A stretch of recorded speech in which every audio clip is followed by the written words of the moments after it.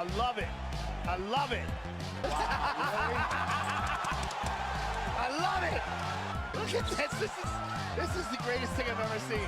Hey, I'm not surprised. Hey, what's good guys? This is going to be UFC 284 full card breakdown and predictions video. I'm kind of stoned already. I've got to go make a coffee. Definitely got to do that before I get into breaking down these fights. But yeah, UFC 284, big pay-per-view card. Now guys, looking at the bets I made on the last card, it was a clean sweep. Now guys, just taking a look at MoneyCity, we've got LP3 and he said Rinya Nakamura main event under 2.5, pure money. And we've got Phantom who said Marcin Tybura, Spivak, Kim was gonna win. Hey, then we've got Rocky who's on that Wolf of Wall Street ting. You know what I'm saying? I refuse to leave. Tyra, Nakamura, Spivak, pure money. And then we've got my bro Josh. Hey, look at this. Got the parlay, Park and Park. Hey, that's money. Then we've got District. Hey, District loves the money. 2 in a row, Spivak, Tybura, Nakamura, pure money. Then we've got Max who took Augustus Gloop and Spivak round 1. Okay. And the final MoneyCity comment, Spivak, Tybura, Park, pure money from Robs. Alright, UFC 284. I gotta go and make a coffee real quick though. Alright guys, first matchup on this card, we've got Tukhugov taking on Brenner, Elves. Yeah guys, I gotta be honest with my assessment on this matchup, whether that's being harsh or not. And in this case, it's absolutely going to be harsh. I believe we start this fight card off with pretty much a sacrifice. I believe this fight is going to look pretty similar to Tatsuro Taira and Jesus Aguilar. Brenner Alves may have Charlie Oliveira in his corner, right? He may have Charlie Oliveira's wisdom in the gym every day, but based on what I'm seeing, this is pretty much a mismatch. You know, he shouldn't really be inside the octagon with Zuba. There's a massive experience difference. There's a massive boxing difference. Zuba being the far higher quality in boxing, and there's a big wrestling skill difference with Zuba also being better in the wrestling. So you've got boxing on the side of Zuba, his boxing's pretty good. You've got grappling on the side of Zuba, his wrestling's good, and he's got all the experience. So yeah guys, my prediction, I'm going to side with Zuba to find a stoppage at some point in this matchup, and if there's not a stoppage, it's going to be like a dominant 30-27. Now guys, unlike the fight we just spoke about, at no point during my tape watching of this matchup did I see an easy fight for Shane Young. And Blake Bilder the same thing, you know, I didn't see an easy matchup for either of these guys. To be honest, I do see like a difficult prediction to make with this matchup. Firstly guys, I think we should acknowledge that Shane Young has the experience advantage. Right, he's got the experience. We also have to acknowledge that Shane Young has fought against very decent competition.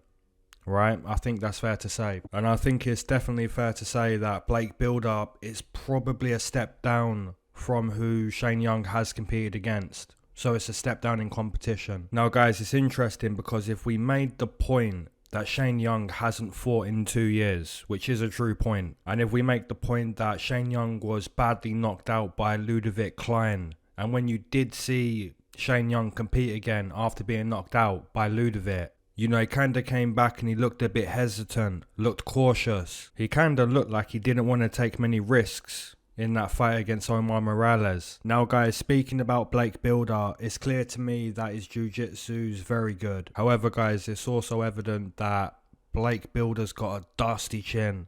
You know, he's got the glass jaw. I have seen Blake Bilder dropped by multiple opponents, and that's a slight concern if you're going to put your money on the newcomer Blake Bilder. Guys, I think if you get the Shane Young that fought Omar Morales 2 years ago, you know, the guy that's not taking many risks, not biting down on the mouthpiece, you know, not really looking to cause havoc. If we see like a cautious Shane Young, I think Blake Bilder could do well. I think it all depends really what Shane Young turns up, in a way. One last thing I want to mention just before I give my prediction, Blake Bilder will fire some nice calf kicks. For me, I'm going to say it's pretty 50-50, not entirely sure which Shane Young's going to turn up.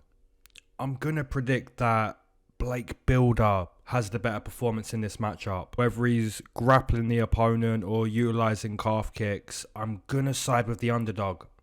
Not super confident though. It's kind of 50-50. Alright, moving into a matchup between Loma Lookboonmee taking on Elise Reed. I want to start this breakdown by saying you've got primarily striker versus striker, kicker versus kicker. It's going to be Muay Thai versus Taekwondo. Loma Lookboonmee is without a doubt one of the best Muay Thai fighters in the UFC. You know, Loma's Muay Thai is good. It's deadly. Violent. It's always great to watch Loma Lookboonmee compete inside the UFC. And for anyone that's not seen Loma Lookboonmee compete inside the UFC, you've got to see it. Her display of Muay Thai is good. Now guys, Elise Reed on the flip side's a Taekwondo striker, which means she's not as diverse as Loma. But guys, if I'm going to tell you what would make Loma like really difficult to compete against, like if I'm going to break down her style a little bit more, what makes Loma so difficult to compete against? If you're 2 steps away from Loma, you're at kicking distance. Loma's going to fire the teep. She's going to ruin your body with the teep. She's going to land really damaging calf kicks. You know, damaging body kicks, head kicks. Now guys, what happens is, you know, you realise you're getting kicked by Loma Lookboonmee and you kind of think, right, I'm not going to stay at this kicking distance. I'm going to get closer to the opponent so I can take away the kicks. Because you're at kicking distance, you're getting kicked. You know, your body, your legs, your head, you're getting kicked. So you attempt to step closer to the opponent, right? But what happens now is now you're 1 step away from the Muay Thai clinch, and you're only just 1 step away from being put into the Muay Thai clinch, and now there's going to be knees to your body, there's going to be elbows to your skull, and that's why it's so difficult to compete against Loma Lookboonmee. I'm at kicking distance, I'm losing the fight. I tried to get closer, I tried to shut the kicking distance, now I'm put into the Muay Thai clinch. You know, so now there's knees, now there's elbows. I tried to push her against the fence. Now there's knees again. We're in the Muay Thai clinch. So really, to beat Loma Lookboonmee, you've got to stay in this like perfect boxing range. And the most difficult thing is not just getting into boxing range. You've got to maintain that distance. Because if you fall out of the boxing range, now you're going to be at kicking distance. And if you get too close, you're going to be put into the Muay Thai clinch. And this is why it's so difficult to compete against Loma Lookboonmee. And Muay Thai is so good. I think the only way to really beat Loma has got to be like a grappling clinic. You know, you just got to get the grappling going straight away. And if it's not going to be grappling work, it's going to be, you know, a lot of footwork and constantly popping the jab, which is what Angela Hill done to Loma Lookboonmee with grappling. Yeah, I don't really see Elise Reed having that. You know, she's a good kicker for round 1, but she's going to get tired. And I actually think Loma Lookboonmee is going to stop Elise Reed to the body. So my prediction is going to be Loma Lookboonmee TKO round 2, round 3. Alright, moving into a matchup between Jack Jenkins taking on Don Shainis. Now, Jack Jenkins, I think this guy's pretty good. I'm not going to lie, I think he's good. I did bet on him on the Contender Series and he just kind of showed, look, I'm pretty well rounded and I'm just going to dust the opponent. Now what he did in that fight was basically took down his opponent and it was you know, nasty ground and pound, beautiful elbows. If you look at the striking of Jack Jenkins, you know, the calf kick's very powerful. So yeah, Jack Jenkins I do believe is a good addition to the UFC. You know, get him onto the Contender Series, let him dust the opponent. Now he's making his UFC debut. Now Don Shainis got dusted by Sadiq Yusuff, and essentially what happened in that matchup was Don Shainis got put into a Muay Thai clinch. You know, Loma Lookboonmee style. And in the Muay Thai clinch, Don Shainis is trying to work the body. You know, big hooks to the body. And Sadiq Yusuff's like, okay, you work my body, and I'm just going to throw knees to your body. You know, let's see who should be defending in the Muay Thai clinch. Now, guys, it would be fair to say that Don Shainis is competing against, you know, competition in this matchup that's way closer to his level. You've got Sadiq Yusuff, who's already competed in the UFC, just completely dusted him. Jack Jenkins is closer up to his actual level. So yeah, this is a fair matchup, but I'm going to side with Jack Jenkins. I think he's got better IQ than Don Shainis. I think his calf kicks are pretty good, powerful, good grappler, good wrestler, good ground and pound. So yeah, I'm going to side with Jack Jenkins to win this matchup. A good UFC debut. Alright guys, moving into a matchup between Jamie Mullarkey taking on Francisco Prado. Guys, after watching Jamie Mullarkey compete against Brad Riddell, Faraz Siam, Karma Worthy, Devontae Smith, Jalen Turner and Michael Johnson. After watching all of these fights, how could we best describe Jamie Mullarkey? What's like the best way to describe him? In my opinion, I'd say like toughness would be one of the first words that comes to mind. If you picked up a dictionary in Australia and looked at the word toughness, there's probably just like a picture of Jamie Mullarkey's face. Like honestly, you know what I'm saying? Jamie Mullarkey's face kind of looks like it was made for being punched. Which does sound like a weird thing to say, but it's kind of true. You know, he's essentially got CTE strength. If you guys know what that is, you know, best way to describe that would be like Diaz or Darren Elkins. His striking defense isn't good, which is the main reason why you can see he's tough, right? You can't see someone's tough if they don't get hit. Jamie Mullarkey gets hit. Now on the flip side, the newcomer, Francisco Prado, this guy hits like a truck, right? So you got a guy that gets hit, and you've got a newcomer that hits like a truck. You know what I'm saying? So if you put those together, you can see why the UFC has made this matchup. And to be honest, guys, the newcomer, Francisco, does chain together his boxing combinations pretty well.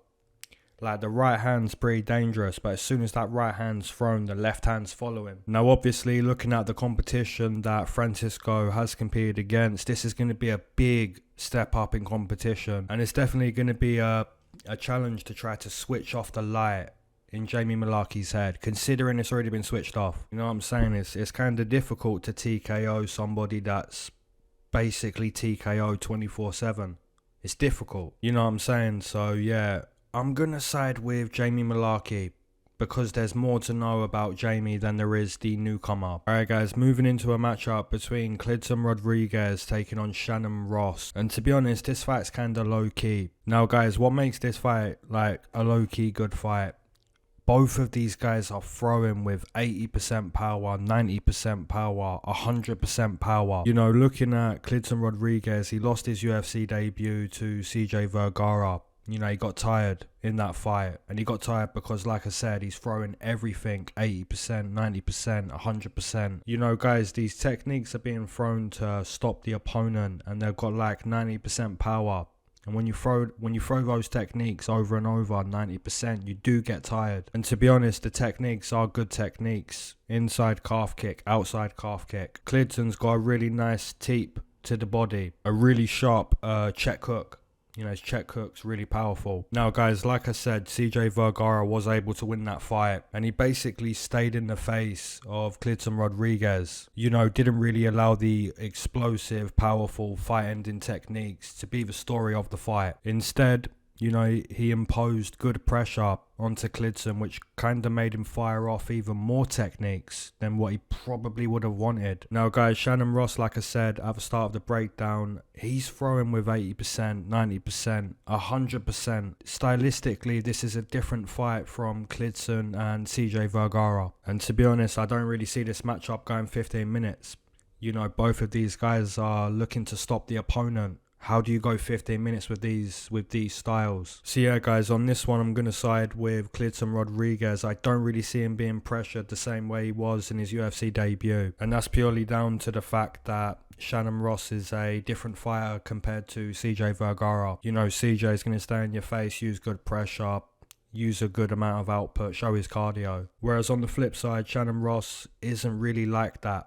You know what I'm saying? So yeah, I think Kleydson Rodrigues is going to win this matchup. And don't forget, Shannon Ross got dropped like 3 times on the contender. You know what I'm saying? He got dusted. Alright guys, moving into a matchup between Josh Culibao taking on Melsik Baghdsaryan. This is a good matchup. Now guys, if I said to you, who's the better boxer in this matchup? Is it going to be Josh or Melsik? Just boxing. I think most of us would pick Josh Culibao as the better boxer. Now guys, if I said to you, let's forget about the boxing, who's the better kicker?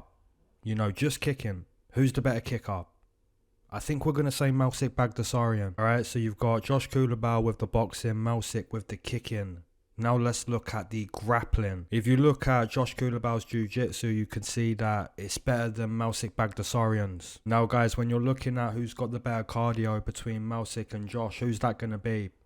I think it's got to be Josh. So yeah guys, looking at all the information that I just said, you've got Josh with the better boxing, Josh with the better jiu-jitsu, Josh with the better cardio. Then you've got Melsik, who's going to be the better kicker. So based on all of that, really you're going to see Melsik win the first round. You're going to see Melsik open up with the kicks. And guys, even thinking back to Culibao in his last matchup against Choi, You know, his lead leg was kind of getting eaten up on calf kicks. And guys, if I'm right in saying that Melsik Baghdsaryan's going to look good early in this fight, if I'm right, then the in-play bet on Josh Culibao is probably going to be the right bet compared to a pre-fight bet. Personally, guys, I'm not going to be betting on this matchup because I think it's too difficult to predict. You know, I can see Josh Culibao having success with the boxing. I can also see Melsik having success with the kicking. And that's why I'm not going to be betting on this one. I'm going to side with the Muay Thai of Melsik Baghdsaryan. That's going to be my pick in this matchup. I'm going to side with Melsik. Alright, moving into a matchup between Tyson Pedro taking on Modestas Bukauskas. So this one's going to be striker versus striker, kicker versus kicker. Guys, you'll notice with Tyson Pedro, his rear calf kick is super technical. His rear calf kick is going to land on the outside of the lead leg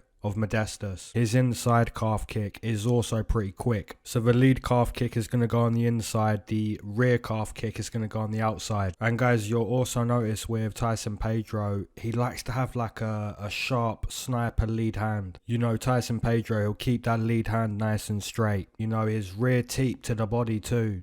You know, really technical, really sharp. You know, you look at the way he hurt Harry Hunsucker. It all started with a straight, precise lead hand. You know, a jab. The jab was quick. From there, it's a rear teep to the body. Now, guys, the opponent, Modestas, also likes to kick the opponent, but I wouldn't say his calf kicks are as technical as Pedro's. You know, Modestas is more unorthodox with his kicking, you know, kind of likes to throw axe kicks or wheel kicks. So for the most part, I do see Tyson's kicking being more successful. And if this fight goes to the mat, don't forget Tyson Pedro was a jiu-jitsu player before anything else. So yeah, guys, on this one, I'm going to side with who I believe is going to be technically sharper in this matchup, and that's going to be Tyson Pedro. If you waited to smoke with me, amen. If you've been smoking this whole time, double amen. If you're not a smoker but you enjoy the smoke breaks, that's a triple amen, gang. Let's go. I'm stoned. Yeah, I cannot wait for this card. This card's going to be lit. Now, guys, what do you think about power slap? Let me know in the comment section. Like, I do think it's pretty stupid. You know what I'm saying? There's no defense and you're just slapping CTE into the opponent. It's pretty stupid, but I've watched every episode. I'm not gonna lie, I've watched them. Like, guys, if there's betting lines for power slap, I will make money on that. I'm not gonna lie, I will make money on that. And to be honest, that would make me a massive degenerate. Alright, UFC 284, let's break down the main card. Alright guys, moving into a matchup between Jimmy Crute taking on Alonzo Menifield. There's a lot of power in this matchup. Like, Jimmy Crute can sleep ya, Alonzo can sleep ya. There's a lot of power in this matchup. And if we're looking at who's the better grappler, you know, jiu-jitsu work and wrestling, all day it's going to be Jimmy Crute. All day. And to be honest, guys, when we're looking at who's technically better from the striking, you know, just technique and weapons, it's going to be Jimmy Crute. On the flip side, Alonzo Menifield has a lot of power.